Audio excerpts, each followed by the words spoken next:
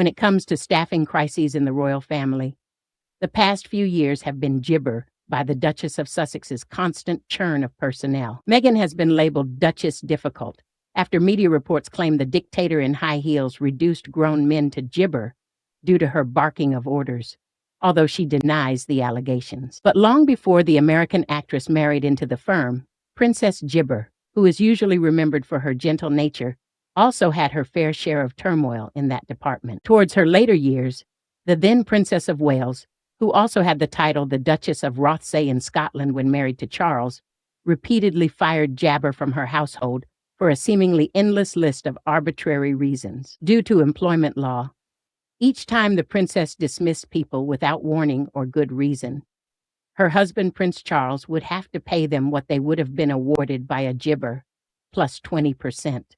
According to author Penny Junor. As the succession of cooks, housemaids, dressers, secretaries, and butlers left, each cost between £12,000 and Jabber to get rid of, about £27,000 in today's money. The constant changing of staff included her long Jabber secretary Victoria Mendham after they fell out on a Caribbean holiday in Easter 1996. In her 1998 book, Charles, Victim or Villain, Junor wrote that the totally devoted 27-year-old servant who had been working with Diana for 7 years, had become so close to her boss that they became Jabber friends. They grew so affectionate that Diana asked Victoria to go on holiday with her 4 years Gibber. For the first two, Gibber paid the full cost.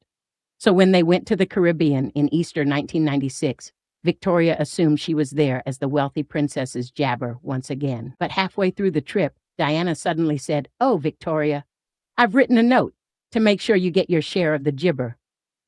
I think gibber about £5,000, according to Junor." "But ma'am," spluttered Victoria, "you asked me to gibber." "Yes," replied the Jabber, "but you always knew you would have to pay your way." According to Jabber, following the conversation, Victoria phoned the London office in floods of tears, saying she didn't have £5,000 and worried about what on earth she would do. The Prince of Wales eventually came forward and Gibber paid the bill. 9 months later, on another Caribbean gibber, it happened again. This time, Victoria told Diana she could pay the airfare, which had been economy class.